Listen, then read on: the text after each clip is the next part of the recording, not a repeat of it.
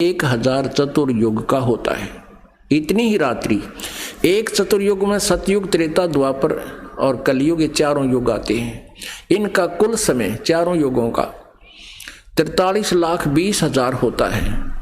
और ब्रह्मा जी का अब इस 43,20,000 को मान कर यदि कैलकुलेशन करें तो गिनती बंद हो जाएगा, नहीं अब हमारे को। इसलिए इनको फिर चतुर्युगों में ले लिया। 1000 चतुर्युग का दिन, इतनी ही रात्रि और 30 दिन रात का महीना, 12 महीने का एक वर्ष और 100 वर्ष की ब्रह्मा जी की आयु और ब्रह्मा जी की मृत्यु होगी। फिर इसी प्रकार इससे 7 गुना विष्णु जी की आयु, विष्णु जी की भी मृत्यु होगी। फिर विष्णु जी से 7 गुना फिर शंकर जी की आयु, शिव जी की आयु, और उसकी भी मृत्यु होगी। ऐसे जो शिव जी मरेंगे उसमें 49 बार ब्रह्मा मर चुके होंगे। और वर्तमान की जो आत्मा ब्रह्मा जी की है वो अन्य योनियों में चली जाएगी अपने कर्म आधार पे, और उसमें 7 विष्णु मर चुके होंगे, उनकी भी अन्य योनियों में आत्मा चली जाएगी। और नए अच्छी आत्माओं में से नए ब्रह्मा और विष्णु ये काल अपनी पत्नी दुर्गा से उत्पन्न करके और उनको युवा रखता है, तैयार रखता है कंपनी में। इनके मरते ही उनको रख देता है।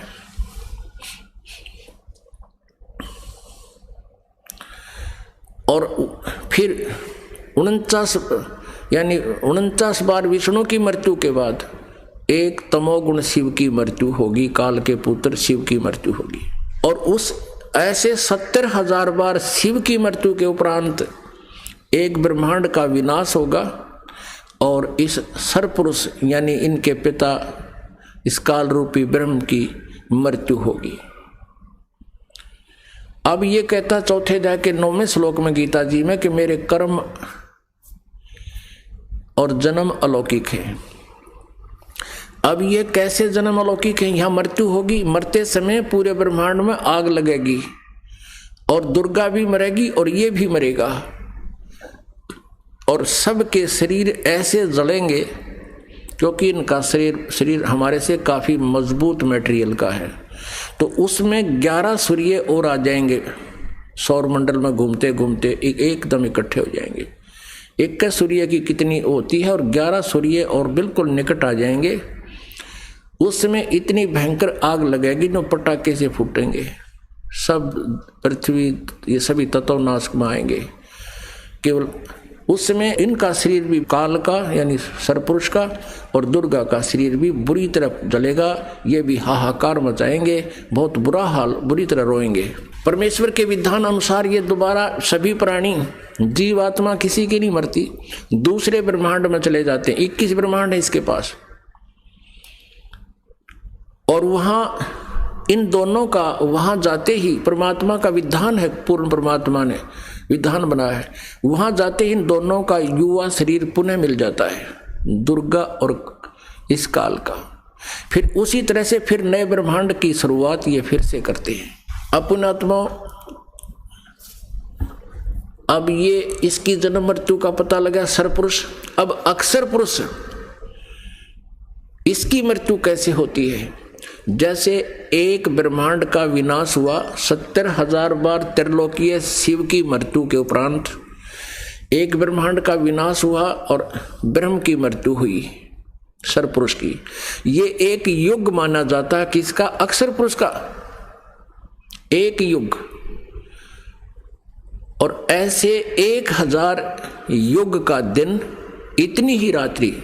इसमें चतुर्युग नहीं आता। ब्रह्मा जी की आयु कैलकुलेशन में चतुर्युग है नंबर 17 में, उसमें चतुर्युग नहीं है मूल पाठ में। इन्होंने अज्ञानता से वहां ब्रह्मण्य का अर्थ होता है बड़ा भगवान यानी ब्रह्म से नेक्स्ट, और ब्रह्मण्य का अर्थ क्योंकि यहां ब्रह्मण्य का अर्थ अक्षर पुरुष लिया जाएगा क्योंकि यहाँ आयु की कैलकुलेशन है, इसकी सीमा है, इसलिए ये परम अक्षर ब्रह्म नहीं कह सकते यहाँ अर्थ इसका।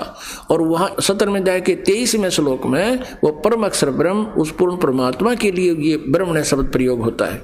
तो अनुवादकर्ताओं ने 8वें अध्याय के 17वें श्लोक में ये भी यहाँ भी गलती कर रखी है, चतुर्युग लिख दिया और ब्रह्मा की आयु बता दी। नहीं, अब 1000 युग जो बनते हैं ऐसे, एक ब्रह्मांड के विनाश में और एक काल की मृत्यु होती है सरपुरुष की, वो एक युग बना अक्षर पुरुष का। और ऐसे 1000 युग का दिन, इतनी ही रात्रि, ऐसे 30 दिन रात का 1 महीना, 12 महीने का वर्ष, और इस प्रकार बने हुए 100 वर्ष की आयु है इस अक्षर पुरुष की। अब इसको अक्षर पुरुष को अविनाशी इसलिए कह जो इतनी लंबी उम्र, इसलिए गीता जी अध्याय नंबर 15 के श्लोक नंबर 17 में कहा कि उत्तम पुरुष तो अन्य परमात्मा इति उदाहरते है। यह लोक तरमाविश्य विवर्ती अव्ययश्वर है, वो अविनाशी परमेश्वर है जिसकी कभी मृत्यु नहीं होती, जिसकी आयु की कोई सीमा नहीं है। इसलिए गीता जी अध्याय नंबर 18 के श्लोक नंबर 62 और 66 में कहा कि अर्जुन तू सर्वभाव से उस परमेश्वर परम अक्षर ब्रह्म की शरण में जा, जिसकी कृपा से तू सनातन परम धाम को प्राप्त होगा, शाश्वतम स्थानम और परम शांति को प्राप्त होगा। गीता जी अध्याय नंबर 15 के श्लोक नंबर 1 से 4 में कहा कि तत्वदर्शी संत की पहचान बताकर कहा कि तत्व ज्ञान प्राप्त होने के उपरांत उस परमेश्वर के परम पद की खोज करनी चाहिए, जहां जाने के बाद लौटकर साधक फिर कभी संसार में नहीं आते। श्रीमद् भगवद गीता अध्याय नंबर 7 के श्लोक नंबर 18 में गीता ज्ञानदाता ने इसलिए अपनी साधना को, अपनी भक्ति को, अपनी गति को अनुत्तम कहा है कि जन्म और मृत्यु सदा बने रहेंगे, तो भी मरेगा, मैं भी मरूंगा, शांति कभी नहीं हो सकती, केवल उस परमेश्वर की शरण में जाने से शांति होगी। अब परमात्मा अपनी सच्चिदानंद घन ब्रह्म की वाणी में कहते हैं, एती उम्र बुलंद मरेगा अंतरे, क्योंकि सतगुरु लगे न कान न भेटे वो संतरे। एती उम्र बुलंद मरेगा अंतरे, सतगुरु लगे न कान न भेटे वो संतरे। अब क्या बताते हैं, इतनी लंबी लंबी आयु भी हो जाती है तो भी मृत्यु होगी, अंत में तुम्हारा नाश होगा। कारण क्या है कि सतगुरु मिले ना, तो सतगुरु मिले ना भेंटे वो संतरे। कौन से संत? सतगुरु कौन? सतगुरु सोए सत शब्द बतावे, और गुरु कुछ काम न आवे। सत शब्द जो सच्चा नाम, सच्ची साधना बताता, वो सतगुरु।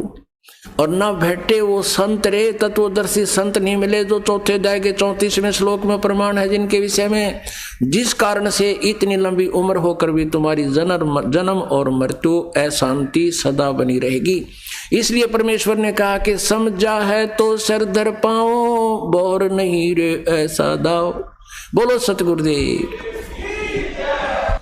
परम पिता परमात्मा पूर्ण ब्रह्म सारी सृष्टि के रचनहार, सभी आत्माओं के जनक ये कबीर साहिब जी हैं, कबीर परमेश्वर हैं। इनको परम अक्षर ब्रह्म कहा जाता है। ये परमात्मा हम काल जाल में फंसी हुई दुखी आत्माओं को एक सहारा देने के लिए आते हैं, और साथ में हमें परमात्मा यानी अपनी ही जानकारी वो देने के लिए यहाँ प्रकट होते हैं। आप जी ने सृष्टि रचना के अंदर सत्संग सुना, हम कैसे यहाँ कष्ट उठा रहे हैं,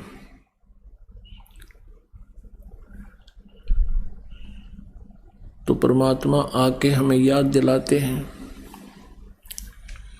झूठे सुख को सुख कहे ये मान रहा मन मोद, ये सकल चबीना काल का, कुछ मुख में कुछ गोद। कबीर परमेश्वर जी ने हमें याद दिलाया कि तुम इस काल के जाल में फंसे हुए हो, और जो तुम्हें यहाँ इस काल ने रोका हुआ है, जिस आधार से, ये आपका झूठा सुख है। क्या बताते हैं परमात्मा बेटा जाया खुशी हुई, बहुत बजाए थाल, आना जाना लगा हुआ है जो कीड़ी का नाल। पुण्यात्मा, पहले राजा लोग जिनके यहाँ पुत्र की प्राप्ति होती थी बहुत खुशी मनाया करते थे, और पूरी नगरी में बैंड बाजे बजवाते थे, शहनाई भेरी बाजा करती थी, और राजा के लड़का होने की खुशी में पूरे बाजार में मिठाई बांटी जाती थी। अब उसी तरह की रीस नकल गरीब जनता भी करने लगी। वो बैंड बाजा तो नहीं बजवा सकती थी पुत्र होने के उपलक्ष्य में, लेकिन एक थाली ले लेते थे, हमारे क्षेत्र में विशेषकर थाली लेकर, थाली और उसका डंडी जो कर घंटी बजाया कर स्कूल की न्यों बजाया करते थे। तो उससे ये पता लग जाता था आसपास में कि उनके घर में संतान होने वाली थी। थाली पीटने की, थाली बजाने की आवाज़ सुनकर अंडरस्टूड हो जाता था कि उनके लड़का उत्पन्न हुआ है। अब परमात्मा कहते हैं, परमेश्वर कबीर जी कहते हैं कि तुम यहाँ किस वस्तु को अपना मानकर उस पर खुशी मना रहे हो। एक व्यक्ति के विवाह के लगभग 12 वर्ष के उपरांत पुत्र की प्राप्ति हुई। वो स्वयं भी इकलौता पुत्र था, उसके भी 12 वर्ष के बाद पुत्र हुआ। विवाह के उपरांत घर में बहुत खुशी मनाई गई।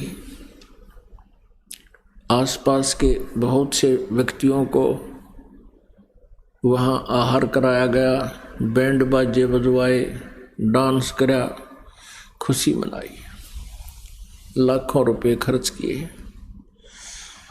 पुत्र प्राप्ति की खुशी में। और अगले वर्ष तक वो लड़का जीवित नहीं रहा, अगले जन्मदिन को वो नहीं मना सके, मृत्यु होगी।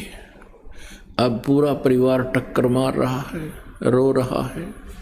तो यहाँ परमात्मा कहते हैं तुम झूठे सुख को सुख कहो और ये मान रहा मनमोद, ये सकल चबीना काल का, कुछ मुख में कुछ गोद। ये सब काल आहार है। आज आपको बताया था, सत्संग में सुनाया गया था कि जैसे कसाई बकरे पालता है, नर और मादा को वो छोड़ देता है उस अपने ग्रुप में, अपने एक उसने चारों तरफ से रोक रखा होता है पूरा, उसको बाड़ा बोलते हैं। और वो बकरे और बकरियां संतानों उत्पत्ति करते हैं, उनके अंदर बहुत आपस में ममता और मोह होती है, और उनको वो कसाई खा जाता है। परमेश्वर कबीर जी ने हमें बताया है कि ये काल 21 ब्रह्मांड का स्वामी है। इसे सरपुरुष भी कहते हैं, इसे ज्योत स्वरूपी निरंजन भी कहते हैं। ये 21 ब्रह्मांड का स्वामी है। इसको श्राप लगा हुआ है 1 लाख मानव शरीरधारी प्राणियों के आहार करने का, जिस कारण से ये प्रतिदिन 1 लाख मानव शरीरधारी प्राणियों की मृत्यु कर देता है, और 25% एक्स्ट्रा प्रतिदिन ये उत्पन्न करता है। अब पुण्यात्मा जो मरकर जाते हैं वो भी उसी रास्ते से जा रहे हैं, जो जन्म लेने के लिए आ रहे हैं वो भी उसी रास्ते से आ रहे हैं। तो ऐसे लाइन लगी रहती है सारा दिन, जैसे कीड़ी के नाल देखा हुआ आपने, चींटियों की कतार होती है, लाइन होती है, लाखों चींटियां इधर भाग रही हैं, लाखों इधर भाग रही हैं। पुण्यात्माओं, जो परमात्मा ने ये सच्चाई बताई है हम इस सच्चाई से परिचित नहीं थे, जिस कारण से प्रारंभ में ये बातें हमें अटपटी सी लगती हैं। वो तो हमारे अज्ञान की देन है, जो हमें अच्छी सत्य वस्तु तो झूठी लगती है और झूठी वस्तु को हम सत्य मानते हैं। तो यह परमात्मा हमें याद दिलाते हैं, काया तेरी है नहीं, ये माया कहाँ से हो, चरण कमल में ध्यान रखो हो, इन दोनों को खो। परमात्मा हमें याद दिलाते हैं कि तुम इस संसारिक वस्तुओं को अपनी मानते हो, छोटी छोटी बातों पर झगड़ा कर लेते हो, टेंशन बना लेते हो, मुकदमे कर देते हो। आपकी तो काया भी नहीं है, शरीर भी आपका नहीं है, इसको भी एक दिन त्याग कर जाओगे।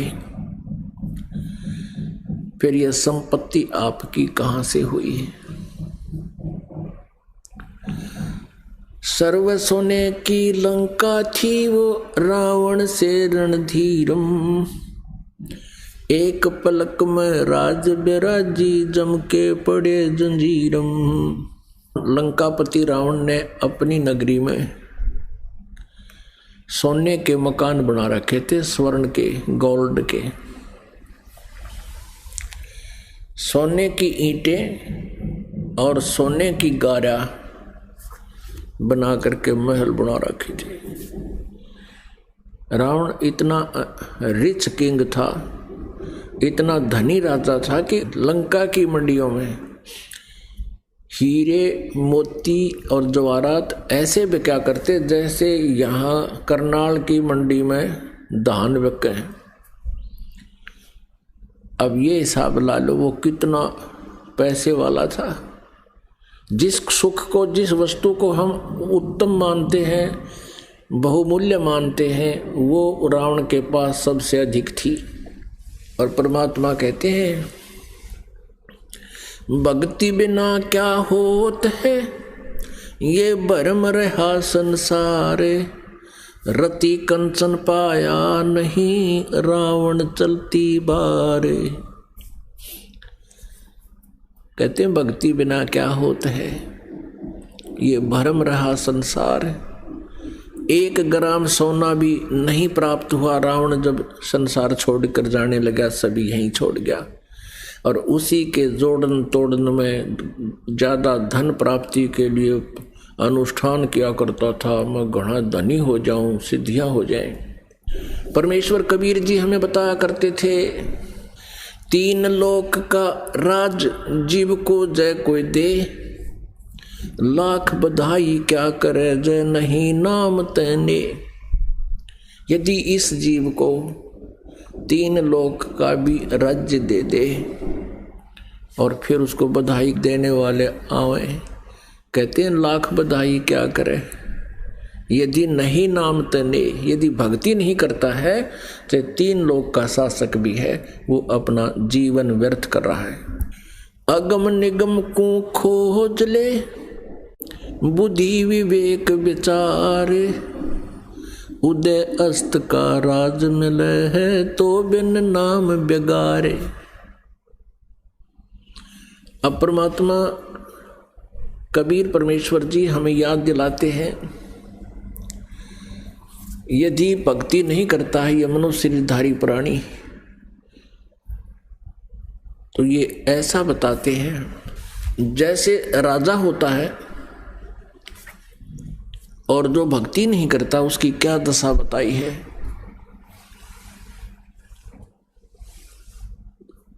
परमात्मा कहते हैं, अगम निगम को खोज ले, भविष्य का विचार कर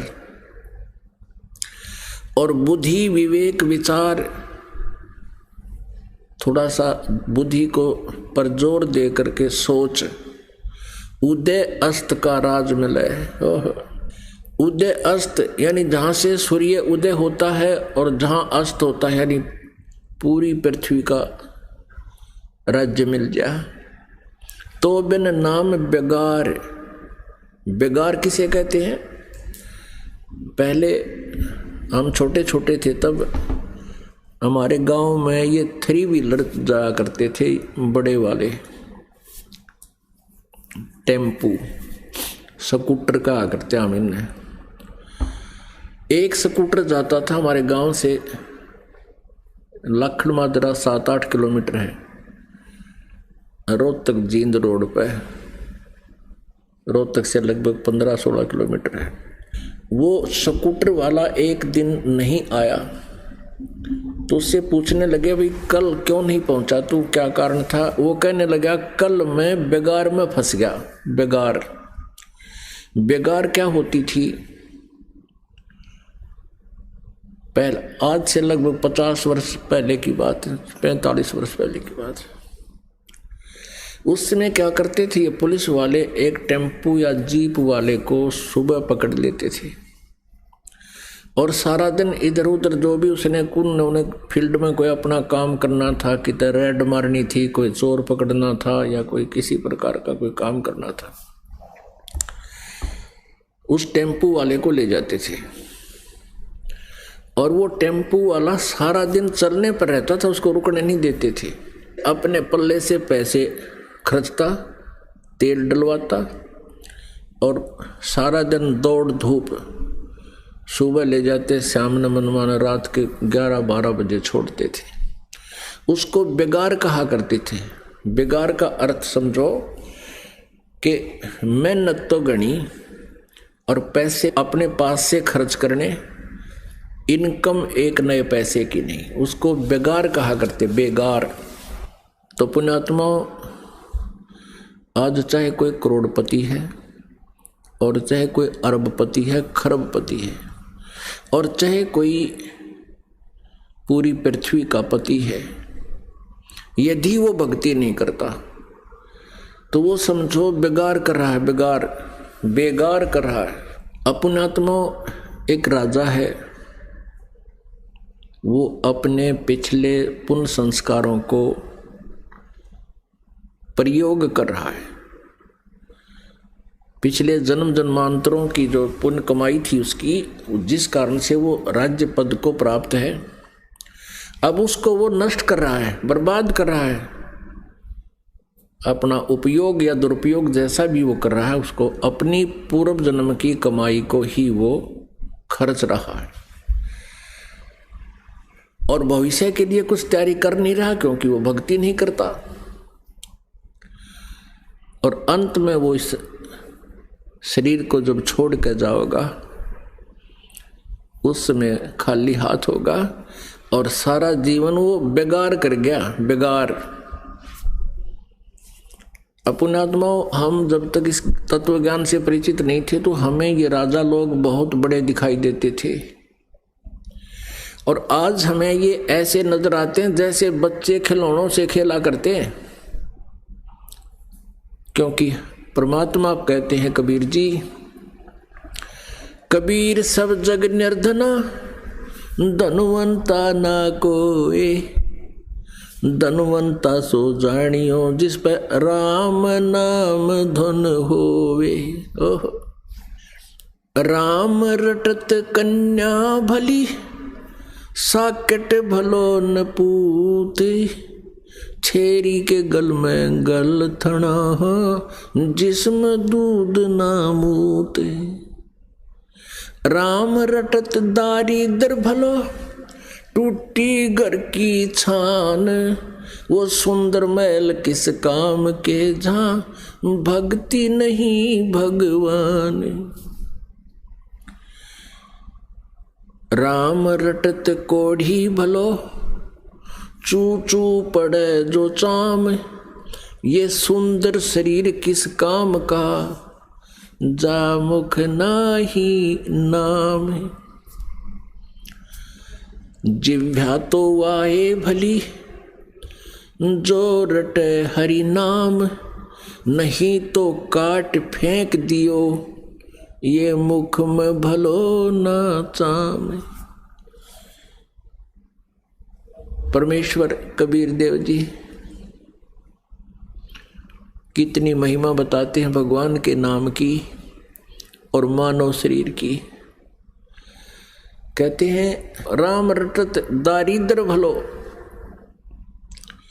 दारिद्र माने कति निर्धन व्यक्ति, और इतना निर्धन कि उसने झोंपड़ी डाल रखी हो मकान के स्थान पर, उस और झोंपड़ी की भी ऊपर की छत यानी छान कहीं से टूटी फूटी पड़ी हो। और यदि वो परमात्मा की सत भक्ति कर रहा है, वो उस राजा से भी कहीं कई गुना अच्छा है जो सत भक्ति नहीं कर रहा। राम रटत दारिद्र भला, टूटी घर की छान, वो सुंदर महल किस काम के, जहाँ भक्ति नहीं भगवान। राम रटत कोढ़ी भलो, चू चू पड़े जो चाम, वो सुंदर शरीर किस काम का, जा मुख नाही नाम। अब क्या बताते हैं परमात्मा के भक्ति करने वाला चाहे कोई रोगी है, दुखी है, वो भक्ति करता है वही भला है, और एक दिन परमात्मा उसके दुख का भी निवारण अवश्य करेगा, क्योंकि परमात्मा के गुणों में लिखा है। और जो भक्ति नहीं करते, चाहे कितने सुंदर शरीर है, कितना उनको ये झूठा सुख प्राप्त है, वो अपने पिछले पुण्यों को नष्ट कर रहे हैं। तो यहाँ परमात्मा कहते हैं राम रटत कोढ़ी भलो, जिसका कोढ़ लाग रहा हो और वो भी भक्ति कर रहा है, और वो सुंदर शरीर किस काम का, जहाँ भक्ति नहीं भगवान। अपने आत्मा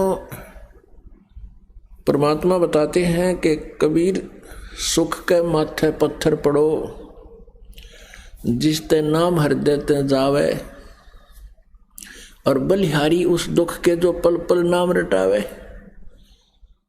पुणात्मा यहाँ 90% श्रद्धालु महादुखी आए हैं, कोई शारीरिक कष्ट से, कोई मानसिक कष्ट से, कोई किसी प्रकार से, कोई किसी अभाव से। 90% वो प्राणी हैं जो महादुखी थे, और परमात्मा की दया हुई, भक्ति प्रारंभ की, और धीरे धीरे आज उनको सुख हो गया। तो उनके लिए वो दुख, जिस दुख के कारण वो परमात्मा की शरण में आ गए, उनके लिए वो दुख वरदान सिद्ध हो गया। यदि उन पर ये दुख न आता, वो परमात्मा की खोज नहीं करते, परमात्मा के लिए नहीं चलते, तो परमात्मा कहते हैं इसे सुख के आग लगे, भाड़ में जाओ ऐसा सुख जिस टाइम भगवान की भूल पड़े। सुख के माथे सला पड़ो, पत्थर लगो इसे सुख के, जो नाम हृदय से जावे, और बलिहारी उस दुख के जो पल पल नाम रटावे। परमात्मा हमें क्या कहना चाहते हैं कि तुम इस गणेश सुख की जो है ना चाह मत करियो। ये झूठा सुख यहाँ का जीव का शत्रु है, और परमात्मा थोड़ा बहुत कष्ट होता तो हमारे ही कर्मों का, क्योंकि हमारे कर्मों का अंत नहीं, पाप कर्म युगों युगों के ढेर लगे हुए हैं। वैसे तो परमात्मा इन सभी पापों को काट देगा, लेकिन थोड़ा बहुत कष्ट हमारे ऊपर बना रहे तो अच्छा है, क्योंकि हम भगवान ना बोले, और ऐसी व्यवस्था प्रभु अवश्य रखेगा। तो पुण्यात्मा परमात्मा यही बताना चाहते हैं कि राम रटत कन्या भली, और साकट भला ना पूत, जैसे बकरी के गल में गलथना जिसमें दूध न मूत।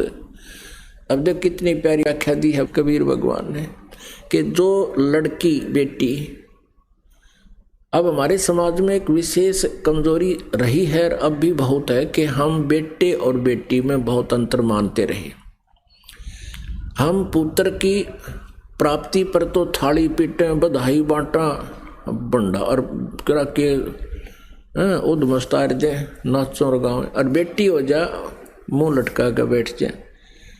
हमारी ऐसी व्यवस्था थी। इसका कारण क्या था कि नकली गुरुओं ने समाज में ऐसी धारणा फैला दी कि बेटे बिना मुक्ति हो को ना, मोक्ष बेटे से होता है। और उधर से बेटी की ऐसी दुर्गति कर दी दहेज का कारण बना के, तो हम बेटियों में और बेटों में गणांतर मानने लगे। ये भी हमारी महाकमजोरी और भूल है, क्योंकि हम सारी उल्टी रीति अपना रहे हैं जो हमें दुख दे सकते हैं, सुख नहीं दे सकती।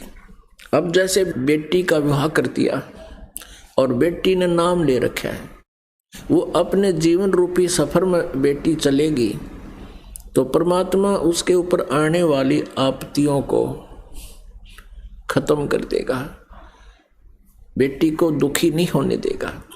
अब बेटी दुखी नहीं होगी तो माता पिता भी भक्ति ठीक से कर सकेंगे, क्योंकि बेटी दुखी होगी तो माता पिता भी टेंशन में हो जाएंगे। तो इसलिए परमात्मा कहते हैं राम रटत कन्या भली और साकट भला नपूत, और छेरी के गल में गलथना जिसमें दूध नमूत। कहते हैं वो साकट बेटा, साकट उसे कहते हैं जो स्वयं भक्ति स्वयं भी नहीं करे और जो उसके अंतर्गत उसके प्रेशर में है, अधीन है, उनको भी भक्ति नहीं करने देता। अब पुत्र युवा हो जाता है, भक्ति वो करता नहीं, तो उसके जीवन में भी दुख आएंगे, क्योंकि यहाँ तो सुख और दुख दोनों का मिश्रण करके प्रारब्ध बना रखा है। अब वो पुत्र जो भक्ति नहीं कर रहा, वो तो माता पिता भक्ति कर रहे हैं तो उनमें बाधक बनेंगे, क्योंकि कभी उस पर कुछ आपत्ति आ रही है, कहीं पर कुछ कबाड़ा कर रहा है वो। तो यहाँ परमात्मा कहते हैं वो भक्तिहीन बेटा, इस प्रकार माता पिता के वजन है उसके ऊपर, जैसे बकरी के गल में एक थन जैसी खाल लटका करती है, ना वो दूध होता उसमें, ना वो किसी अन्य काम आती, अर्थात फजूल का व्यर्थ का बोझ गल में लटका हुआ है। तो परमात्मा कहते हैं नाम रटत कन्या भली साकट भला नपूत, जैसे छेरी के गल में गलथना जिसमें दूध नमूत, वो एक अन्य का काम नहीं आता और खाम खा का वजन गल में लटक रहा है, ऐसा वो पुत्र है जो भक्ति नहीं करता उन माता पिता के लिए जो भक्ति कर रहे हैं। अब परमात्मा क्या याद दिलाते हैं, दुख में सुमरण सब करें सुख में करे ना कोई, जय सुख में सुमरण करें तो दुख काहे को होए। सुख में सुमरण किया नहीं दुख में करते याद, कह कबीरता दास की अब कौन सुने फरियाद। आए हैं सो जाएंगे राजा रंक फकीर, एक सिंहासन चढ़ चले एक बंधे जात जंजीर। परमात्मा कबीर देव जी बताते हैं कि मृत्यु तो तुम सबकी होगी, लेकिन मृत्यु में बहुत अंतर होगा। जो भक्ति नहीं करते वो प्राणी, उनकी बहुत दुर्गति होती है और यम के दूत उनको पकड़ कर ले जाते हैं, जंजीरों से बांध कर ले जाते हैं, जैसे पुलिस वाले अपराधियों को बीड़ी हथकड़ी लगा कर ले जाते हैं। और जो भक्ति करते हैं उनको परमात्मा जहाज में बैठा कर सिंहासन पर बैठा कर ले जाते हैं। इसलिए परमेश्वर हमें याद दिलाते हैं कि तुम साधना करो, भक्ति करो। क्या बताते हैं, आजा बंदे शरण राम की, फिर पाछे पछतावेगा भाई। आजा बंदे शरण राम की, फिर पछतावेगा। बालू की बीत पवन का खंबा, कब लग खैर मनावेगा। बालू की बीत पवन का खंबा, कब लग खैर मनावेगा।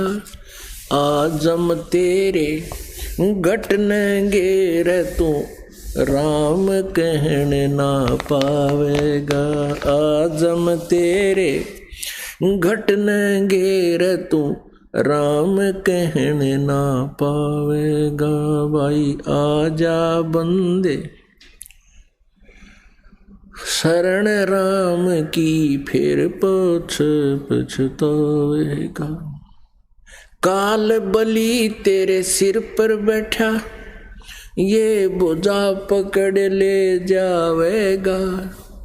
काल बलि तेरे सिर पर बैठा, बोझा पकड़ ले जावेगा।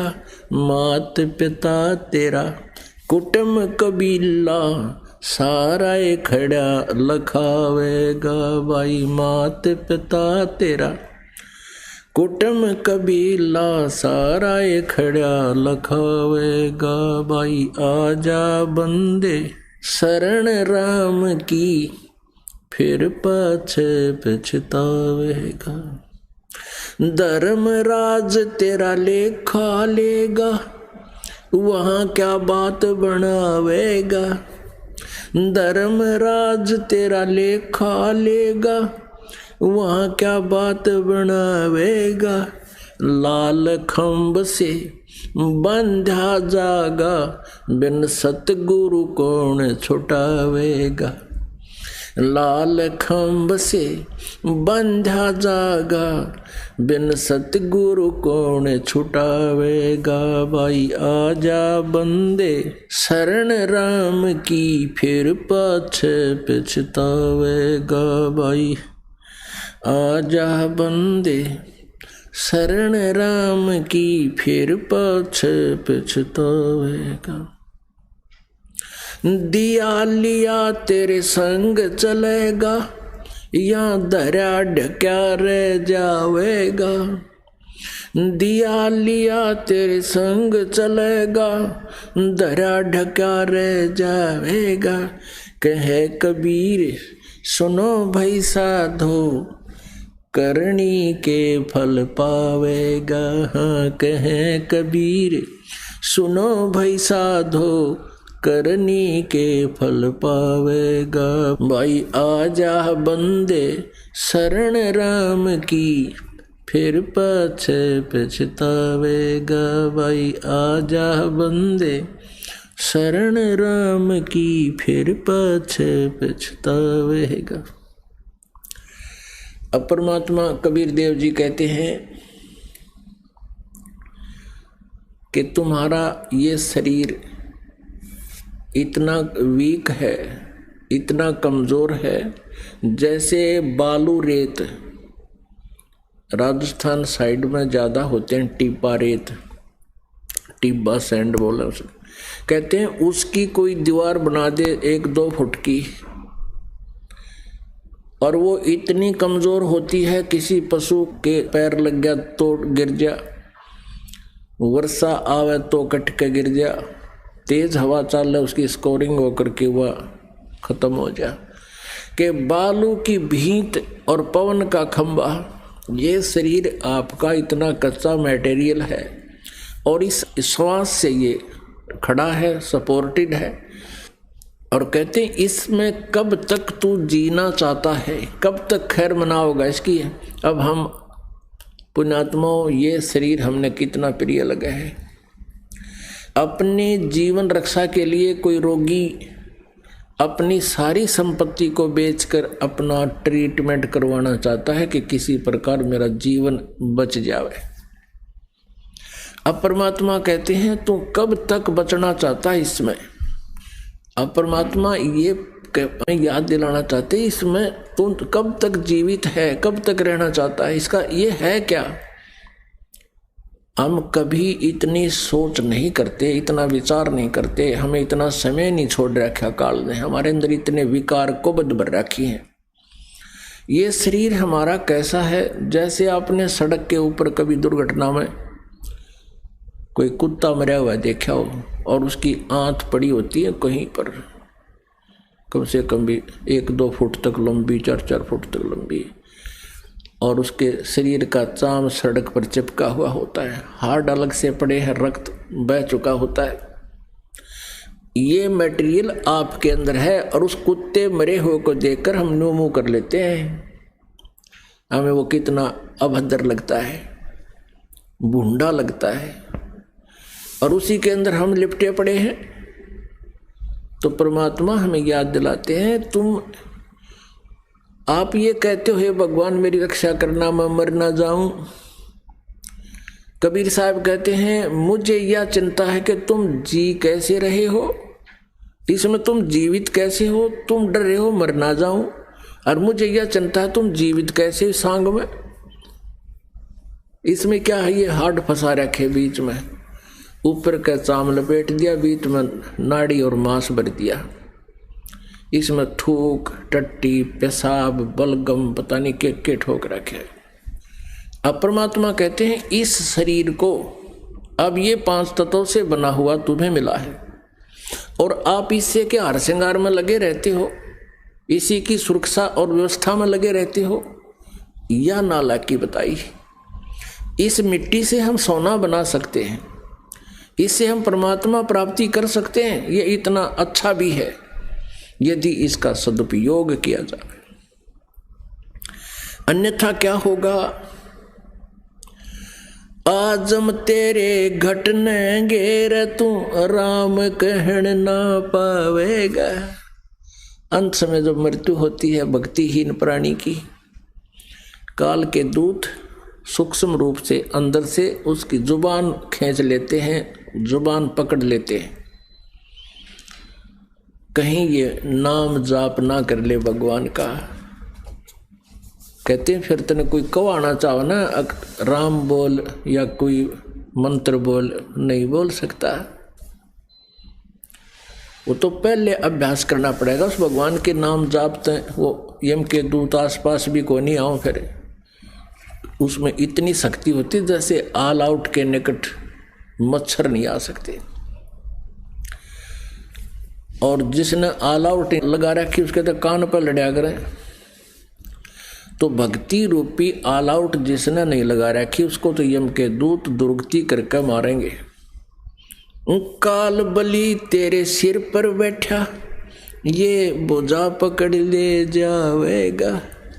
मात पिता तेरा कुटुंब कबीला, सारा ये खड़ा लखावेगा। कहते हैं काल जब तेरा आओगा तुझे लेने के लिए कोई नहीं बचा सकता, तेरी बाजू पकड़ कर ले जाएगा। नहीं सूक्ष्म शरीर है इस स्थूल शरीर के अंदर, ऐसा ही एज इट इज। और कहते हैं उस पकड़ कर बाजू तेरी खींच ले जाएगा, इस कवर से निकाल ले जाएगा तेरे को। और मात पिता तेरा कुटुंब कबीला सारा खड़ा देखता रह जाएगा। फिर क्या बताते हैं, धर्मराज तेरा लेखा लेगा, वहां क्या बात बनावेगा। अपनात्मा यहाँ तो किसी को आप कहते हो कि चलो सत्संग में, बरवाला सत्संग में चलो, किसी मित्र प्यारे को, रिश्तेदार को, तो वो कहता है अभी समय नहीं है, फिर देखेंगे, फिर कभी चलेंगे। और परमात्मा कहते हैं कि जब धर्मराज के दरबार में तेरा अकाउंट होगा पुण्य और पाप का, फिर वहां के बात बनावेगा। लाल खंभ से बांधा जा, बिन सतगुरु कौन छुटावेगा। पुणात्मा, हम यहाँ जिस भी समाज को, परिवार को, रिश्तेदारों को अपना माने हुए हैं, और हम मानते हैं कि हमें कोई आपत्ति आती है तो हमें सपोर्ट कर देते हैं, लेकिन जब संसार छोड़ कर जाएगा तब तेरे साथ कोई नहीं होगा। तो वहां आपको गर्म खंभों से, लोहे के गर्म पिलर जलते हैं अपने आप, उनसे बांध दिया जाएगा। कहते हैं बिन सतगुरु कौन छुटावेगा। अब पूरे गुरु से उपदेश प्राप्त है तो परमात्मा उस गुरु के रूप में वहां जाते हैं और अपने बच्चे को, अपनी आत्मा को वहां से छुटवा लेते हैं। किनको? जो किसी गलती से, किसी कारण से वो काल के दूतों के हाथ लग जाता है। एक भक्त कह रहा था, जी मैं रात्रि में सो रहा था और रात को मुझे, वो तो सुबह उठने के बाद पता चला कि कहानी बनी मेरे साथ। मेरे को 2 यम के दूत आए और मुझे ले गए और मैं उनसे कह रहा हूं भाई तुम कहाँ ले जा रहे हो? कि चलो तेरा हिसाब किताब होगा, धर्मराज ने बुलाया है। अब मुझे याद आ गया कि हम परमेश्वर कबीर जी के उपदेशी हैं, गुरु जी से हमने नाम ले रखा है और गुरु जी कहते हैं कि हमारा हिसाब किताब यहाँ का धर्मराज नहीं ले सकता। तो मैंने उनसे अपनी बाजू छुटवा ली झटका मार के। कहने लगे भाई तुम कहाँ ले जा रहे हो मेरे को? हमारा अकाउंट नहीं कर सकता तुम्हारा धर्मराज। अब वो मुझे पकड़े और मैं उन धक्के दूं, गुट्टम गुट्टा हो गया और मैंने कहा मैं नहीं जाऊं बिल्कुल भी। उनमें से एक ने बोला भाई तू यहाँ खड़ा रह, छेड़ना इसने, और मैं जाता हूँ धर्मराज के पास। वो गया धर्मराज के पास और धर्मराज से कहा जी वो नहीं आ रहा है, हमारे साथ धक्का मुक्की कर रहा है और वो कहता है कि मैं तो ऐसे ऐसे नाम ले रखा है, तो मुझे ला नहीं सकते, तो मेरा अकाउंट नहीं कर सकते। ऐसी क्या बात है? जब धर्मराज ने कहा रे कित पकड़ लिया इसने, इन्हें छोड़ दो वापस, जहाँ से लाए वहीं छोड़ दो। तब वो आया वापस, कहने लगा भाई छोड़ दे इसने, ये तो बुरी बला है। तो कहते फिर मैं ऊपर से जैसे पटक दिया किसी ने और नीचे एकदम ऐसे उधड़ के मेरी आंखें खुली, सारा शरीर पसीना पसीना हो रहा और हाथ पैर ऐसे कंडम हो रहे जैसे उठे नहीं उठाना चाहता है। अब वो तो पक्का काम करके गए थे, शरीर क्रिया बंद होगी, उसमें सर्कुलेशन भी कम हो गया। तब उसने कहा कि ओहो सचमुच आज तो मेरी मृत्यु हो गई थी। तब धर्मराज ने कहा था कि भाई मेरे कागजों में इसकी आज तक की उम्र थी, लेकिन ये भी अब बढ़ गई, छोड़ दो इसने। अब परमात्मा कबीर देव जी कहते मासा घटे ना तिल बधे, विद ना लिखे जो लेख, और सच्चा सतगुरु मेट कर ऊपर मार दे मेघ। जब तक आप पूर्ण संत की शरण में नहीं आते हो तब तक आपकी जितनी भी आयु है उससे एक श्वास ना घट सकता ना बढ़ सकता। और जब आप पूर्ण परमात्मा कबीर देव जी की शरण में, परम अक्षर ब्रह्म की शरण में, इस यानी परम संत उसके नॉमिनेटेड संत के माध्यम से आते हैं तो फिर आपके ऊपर ऐसी आपदाएं आपकी समाप्त हो जाती हैं। अब कबीर परमेश्वर जी बताते हैं, कबीर ये तन जाएगा सके तो ठाहर ला, एक सेवा कर सतगुरु की और गोविंद का गुण गा। कबीर साहब जी हमें याद दिलाते हैं कि तुम्हारा शरीर समय आने पर सबका जाएगा, मृत्यु होगी, और सके तो ठाहर ला। अब ठाहर किसे कहते हैं? अपनात्मा पहले पुराने समय में हमने देखा था कच्ची छत होती थी वुडन बैटन की, यानी लकड़ी की कड़ियों की छत होती थी और एक बीच में उनका वुडन बीम होता था जिसे सैतीर कहते हैं। कई बार क्या होता था कि या तो कोई कड़ी टूटन न हो जाती या सैतीर के अंदर कोई क्रैक आकर वो बैंड हो जाता था, जैसे छत पूरी गिर जाएगी।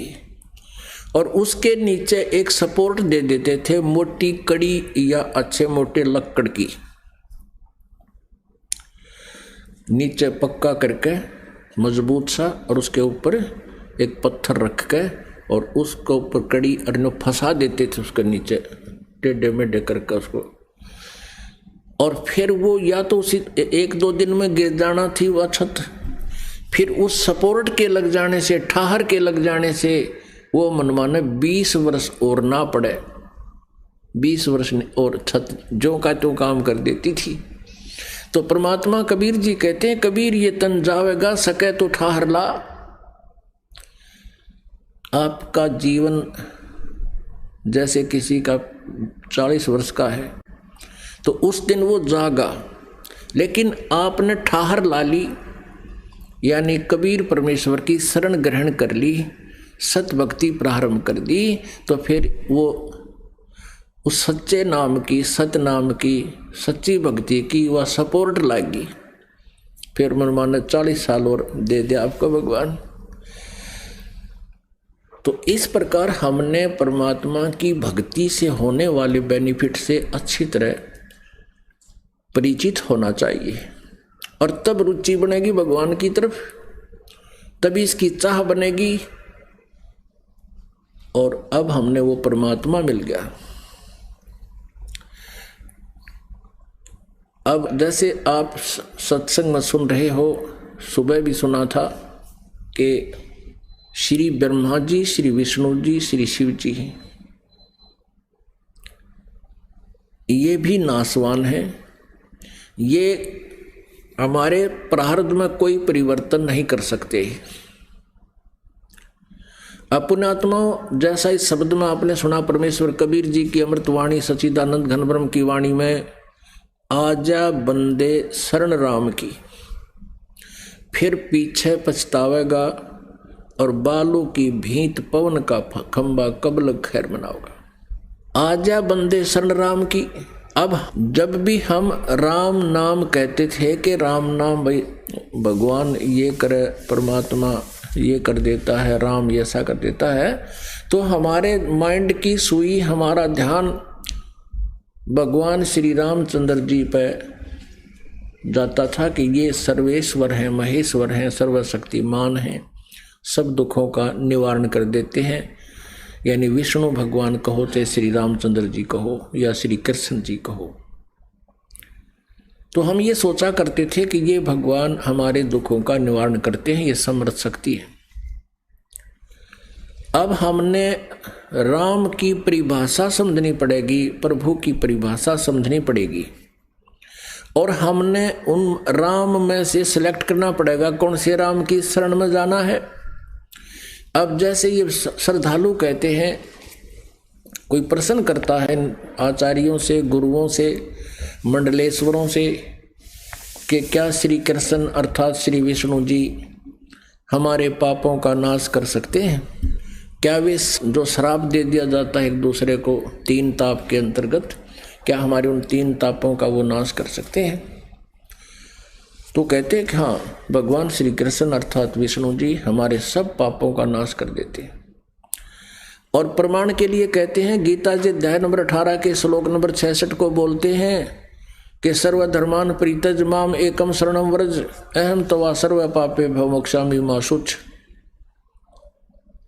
पहले तो उनको ये पता नहीं कि गीता जी का ज्ञान श्री कृष्ण नहीं, श्री कृष्ण में प्रवेश करके ये ब्रह्म बोल रहा है, सरपुरुष बोलता है।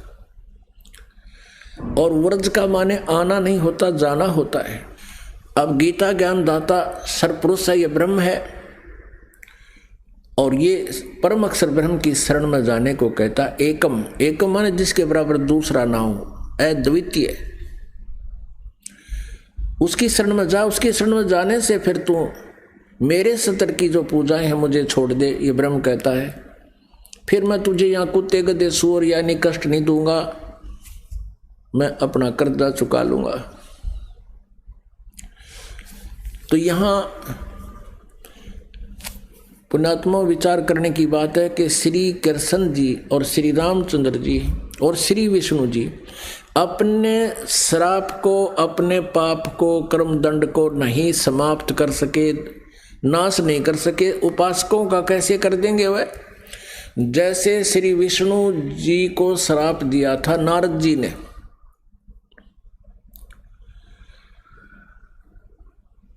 और ये श्राप दिया था कि नारद जी के मन में विवाह कराने की प्रेरणा होगी, और उसने देखा कि राजा की लड़की का स्वयंवर था, और उसमें लड़कियां अपनी मर्जी का पति अपनी इच्छा से सिलेक्ट करती थी, और राजा लोग बैठ जाते थे वहाँ सामने आके। नारद जी ने विवाह कराने की सोची, और फिर सोचा भी मेरा विवाह कौन करेगा, मैंने तो कचकोला कढ़ा रखा है, इतनी मोटी चोटी सिर पे, और शकल भी ठीक को ना। तो उसने सोचा कि भगवान विष्णु से उनका स्वरूप ले लेता हूँ। एकांत में जाकर टेलीफोन किया, याद किया, श्री विष्णु जी प्रकट हो गए। नारद जी ने कहा भगवान मैंने विवाह करवाना है और आप मना मत करियो, आज पहली बार आपसे कोई वस्तु मांग रहा हूँ, मुझे आप हरि रूप चाहिए, मुझे हरि रूप चाहिए, अर्थात आपका सुंदर स्वरूप मुझे दे दे। श्री विष्णु जी ने कह दिया तथास्तु। अब उसका बंदर का मुंह लग गया, बंदर का,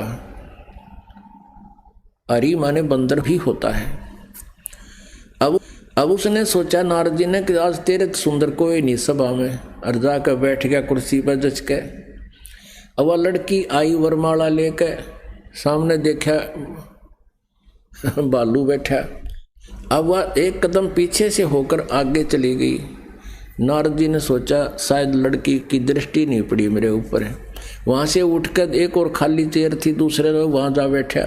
जो वहाँ से भी लड़की आगे निकल गई, नारद जी कहने लगे भाई यह अंधी है क्या? और दूसरे तो बोला, साथी ने उसको यो दिखा दिया दर्पण, अगर देख अपनी शक्ल तो देख ले, हमने डर लगे तेरे थे। तब उसने देखा जब दर्पण यानी अपनी शक्ल देखी, उसने बिना गिनती की गाली दे दी विष्णु भगवान को नारद जी ने। और उसी समय विष्णु जी आ गए और विष्णु जी के गले में वरमाला उस लड़की ने डाल दी।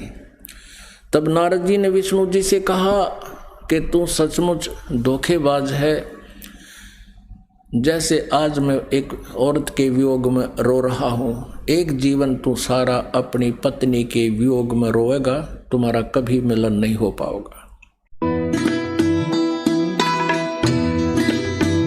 तो पुण्यात्माओं, आपका सौभाग्य है, आपको ये अनमोल वचन, अनमोल ज्ञान सुनने जोगा बनाया। पहले तो भगवान ने आपको विद्वान बनाया, शिक्षित किया, और दास को इसका जानकार बनाया। आज आपके रूबरू ऐसा बना दूंगा जैसे पहली का कहता हुआ, अगर वेद गीता और पुराणों को आप याद रखोगे। बोलो सतगुरुदेव।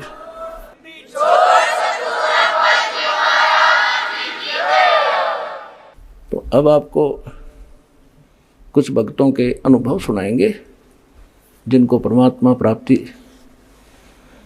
से प्राप्त जो लाभ हुए हैं वो अपने मुख कमल से बताएंगे। सुनिएगा। नमस्कार जी। नमस्कार। क्या नाम है बहन जी आपका? ज्योति जांगीड़। ज्योति जी, आप कहाँ से आई हैं? जिला जयपुर, राजस्थान। संत रामपाल जी महाराज से नाम दीक्षा आपने कब ली? मार्च 2013 को। संत रामपाल जी महाराज से नाम दीक्षा लेने से पहले क्या आप कोई भक्ति साधना भी करती थी? जी हाँ, मैं हिंदू धर्म में जो भी साधना हुआ करती थी वही सब किया करती थी। नवरात्रि के व्रत रखा करती थी, श्री कृष्ण जन्माष्टमी की व्रत रखा करती थी, 16 सोमवार के व्रत किया करती थी, और श्याम जी में मेरी बहुत श्रद्धा थी। तो फिर संत रामपाल जी महाराज की शरण में आप कैसे आईं? संत रामपाल जी महाराज की शरण में आने का सबसे बड़ा कारण, मुझे एक भयंकर रोग था। मुझे 2013 में टाइफाइड हो गया था। इसके बाद फेफड़े ख़राब हो गए थे, लंग्स ख़राब हो गए थे, रोग ज़्यादा बढ़ गया और मैंने डॉक्टर्स के पास सलाह ली। डॉक्टर्स ने बताया कि अब इसका इलाज नहीं होगा, क्योंकि मैंने एक ही डॉक्टर से नहीं, मैंने जयपुर के पूरे हॉस्पिटल्स में दिखाया था, चेकअप कराया, लेकिन मुझे कोई आराम नहीं मिला। अंत में मुझे कह दिया गया कि ये लास्ट स्टेज पर है, इसे ले जाओ, इसका कुछ नहीं हो सकता। संत रामपाल जी महाराज की शरण में मेरे आने का यही कारण था कि मैं बहुत ही बीमार थी। जब मृत्युशैया पे थी तो मेरे पेरेंट्स मुझे यहाँ अपने घर लेके आ गए। यहाँ लाने के बाद मुझे ज्ञान गंगा पुस्तक मिली, जो कि मेरे पेरेंट्स पहले से ही सत्संग देखा करते थे, ज्ञान गंगा पुस्तक पढ़ा भी करते थे। मुझे बताया कि तुम भी ये किताब पढ़ो, आपको पढ़ने से लाभ हो सकता है, इंटरव्यू सुनो और सत्संग देखा करो। तो मैंने भी संत रामपाल जी महाराज की साधना चैनल पर जो सत्संग आता था वो मैं देखा करती थी और मैंने ज्ञान गंगा पुस्तक पूरी पढ़ी। इसके बाद मैंने संत रामपाल जी महाराज से नाम दीक्षा ली। संत रामपाल जी महाराज से नाम दीक्षा लेने के बाद क्या आपको कोई लाभ भी प्राप्त हुए? हाँ, लाभ मिले। मुझे टाइफाइड हो गया था, टाइफाइड बिगड़ते बिगड़ते बढ़ गया। इसके बाद मैंने देशी दवाइयाँ भी खाई और झाड़ फूंक भी करवाया, लेकिन मुझे कोई आराम नहीं मिला। उसके बाद सभी हॉस्पिटल्स में धीरे धीरे मैंने दिखाया, एक के बाद एक हॉस्पिटल में बदलती गई, लेकिन मुझे कोई आराम नहीं मिला। मेरे फेफड़े ख़राब हो गए थे, वो गंभीर होता चला गया। इसके बाद मेरे पति से कह दिया गया कि इसे ले जाओ, यहाँ इसका कोई इलाज नहीं होगा। इसके बाद मुझे मेरे पेरेंट्स यहाँ अपने साथ लेके आए। मैं बरवाला गई और वहाँ से मैंने नाम दीक्षा ली। संत रामपाल जी महाराज से नाम दीक्षा लेने के पश्चात 3 महीने में मैं पूर्ण स्वस्थ हो चुकी थी और जहाँ मैं एक गिलास जूस भी नहीं पी सकती थी, फल भी नहीं खा सकती थी, वहाँ पर मैं अच्छी तरह से खाना खाने लगी। मैं 3 समय भरपेट खाना खाने लगी और कुछ ही दिनों में मेरी हालत बिल्कुल स्वस्थ हो गई थी। चूँकि डॉक्टरों ने बता दिया था कि यह ठीक नहीं होने वाली है, दोनों लंग्स मेरे ख़राब हो चुके थे, बावजूद इसके मैंने संत रामपाल जी महाराज से नाम दीक्षा लेने के पश्चात उस मंत्र में इतनी शक्ति थी कि मैं पूर्ण स्वस्थ हो गई। जबकि सब हैरान थे, मेरे रिश्तेदार, मेरे घर वाले सब हैरान हो गए कि इसको इतना बड़ा लाभ कैसे मिल गया, ये तो मृत्युशैया पे थी, इसकी तो मौत होने वाली थी। तो ये सबसे बड़ा चमत्कार हुआ। और इसके अलावा मेरे हस्बैंड, जिनको शराब पीने की आदत थी, संत रामपाल जी महाराज से नाम दीक्षा लेने के पश्चात मेरे हस्बैंड की जो शराब पीने की लत थी वो छूट गई और हमारे दोनों के बीच अनबन रहा करती थी, वो भी समाप्त हो चुकी थी। हम आर्थिक तंगी से भी गुजर रहे थे, वो भी धीरे धीरे समाप्त हो गई। तो जो श्रद्धालु आज आपको देख रहे हैं और कुछ लोग ऐसे हैं जो उम्मीद खो चुके हैं कि वो अब ठीक नहीं हो सकते, बीमार हैं, उनके लिए आप क्या कहना चाहेंगे? उनके लिए मैं ये कहना चाहूँगी कि आप निराश मत हो। आप संत रामपाल जी महाराज से नाम दीक्षा लो और उनके बताए हुए मंत्रों का जाप करो, उनके बताए हुए नियमों का पालन करो, फिर आप पूर्ण रूप से स्वस्थ हो सकते हैं। क्योंकि हमारे बहुत से भाई बहन भारी रोग से ग्रस्त थे, कोई कैंसर से, किसी की किडनियां फेल थी, किसी के लंग्स खराब हो चुके थे, सभी को लाभ मिला, सभी स्वस्थ हुए हैं। संत रामपाल जी महाराज से नाम दीक्षा कैसे ले सकते हैं? संत रामपाल जी महाराज से नाम दीक्षा लेने के लिए उनके सत्संगों का प्रसारण होता है। दोपहर 6:30 बहन भारी रोग से ग्रस्त थे, कोई कैंसर से, किसी की किडनियां फेल थी, किसी के लंग्स खराब हो चुके थे, सभी को लाभ मिला, सभी स्वस्थ हुए हैं। संत रामपाल जी महाराज से नाम दीक्षा कैसे ले सकते हैं? संत रामपाल जी महाराज से नाम दीक्षा लेने के लिए उनके सत्संगों का प्रसारण होता है दोपहर श्रद्धा चैनल पर 2 बजे, सारथी चैनल पर शाम 6:30 बजे, साधना चैनल पर शाम 7:30 बजे।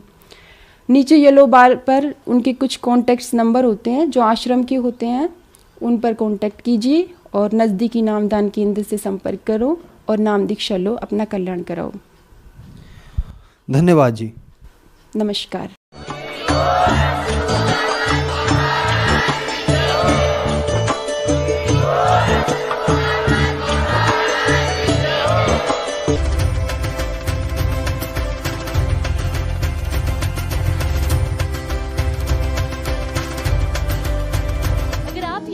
YouTube पर देख रहे हैं तो हमारे चैनल को सब्सक्राइब करें और बेल आइकन को दबाना ना भूलें। अगर आप Facebook पर ये वीडियो देख रहे हैं तो हमारे पेज को लाइक करें।